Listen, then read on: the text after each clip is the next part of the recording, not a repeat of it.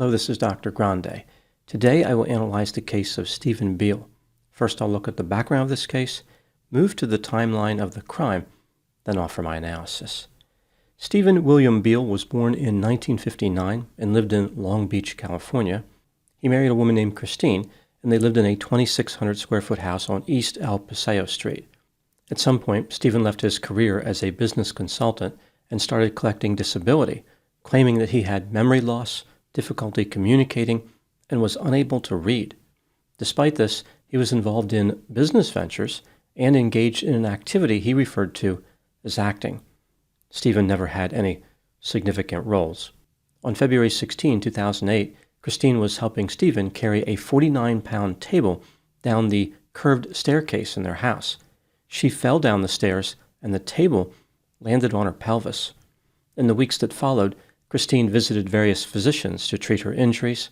During this time, she never accused her husband of pushing her down the staircase, and she had other medical problems unrelated to that fall. On March 8, 2008, 3 weeks after the incident, Christine died. Her cause of death was unknown. Falling down the steps may have played a part in her death. However, there were other possible contributing factors like pancreatitis, an electrolyte imbalance, and chronic lead intoxication. The presence of lead in her system was curious considering how Stephen had purchased lead tetraoxide a few months before Christine died. He also purchased a life insurance policy on the first day of that year. The authorities referred to Christine's death as a mysterious case.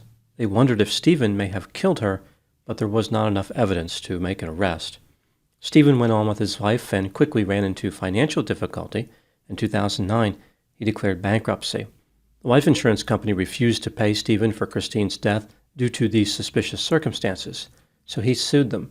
In 2010, he was awarded $550,000.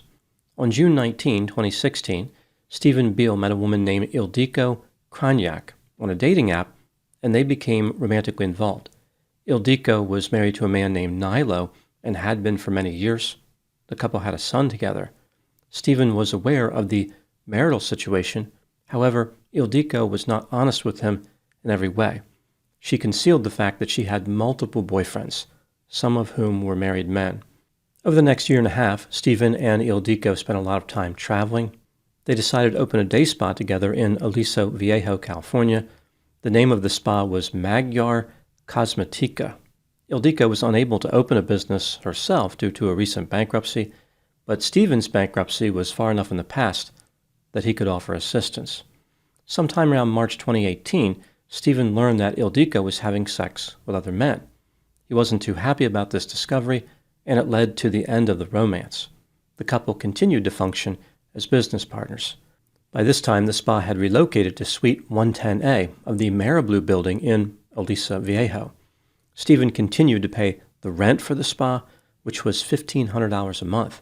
He also paid half the operating expenses of the business. Stephen did not work in the spa, but he did visit the suite from time to time.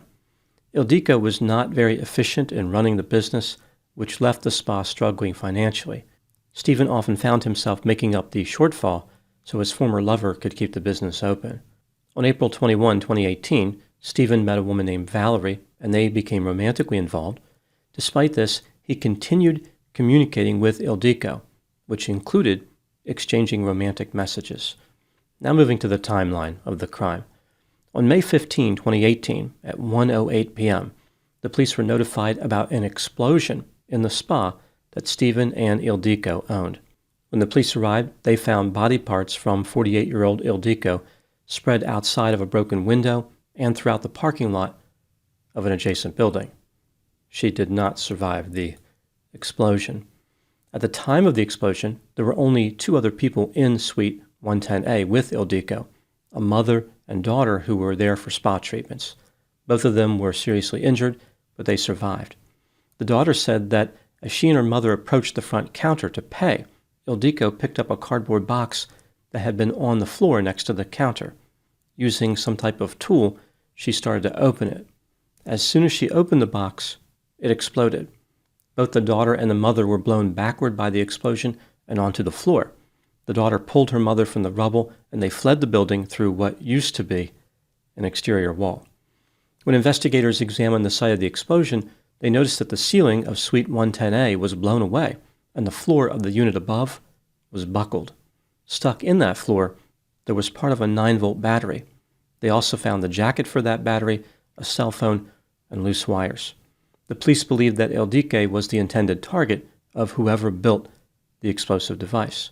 She had just returned from a trip to her native country of Hungary and was going through the mail that backed up when she was gone.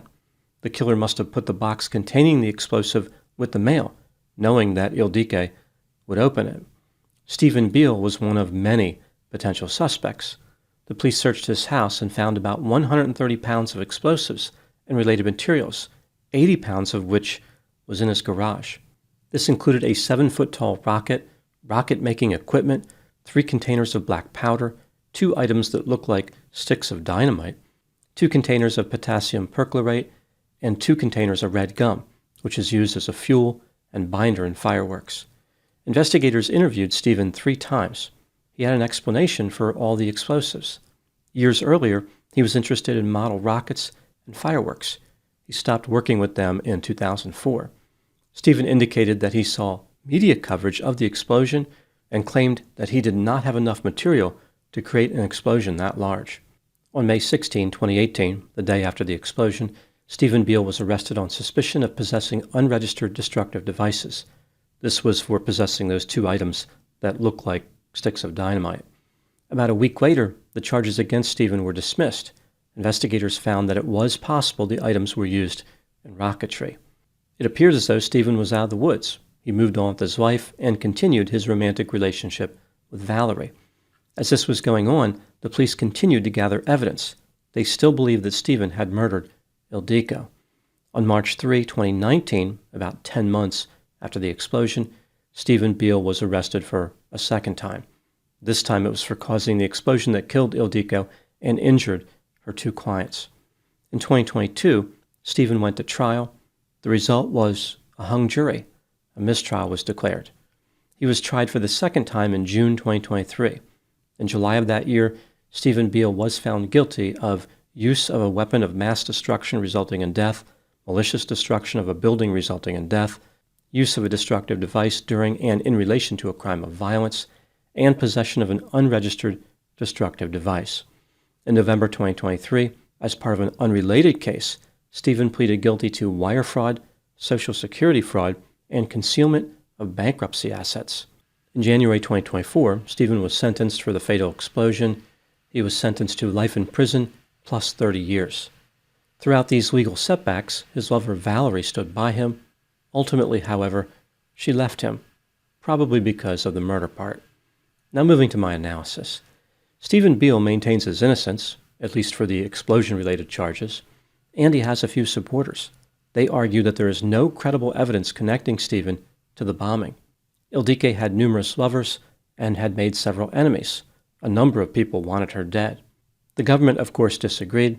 They argued that Stephen was simply the only possible suspect who had the ability to build the explosive device. This brings me to the question, is Stephen Beal guilty? Let's take a look at the evidence both for and against the idea that he is guilty, starting with the inculpatory factors. Stephen had once been romantically involved with Ildiko. They separated after he found out that she was having sex with other men. They continued having romantic communication after this, and Stephen appeared to be jealous.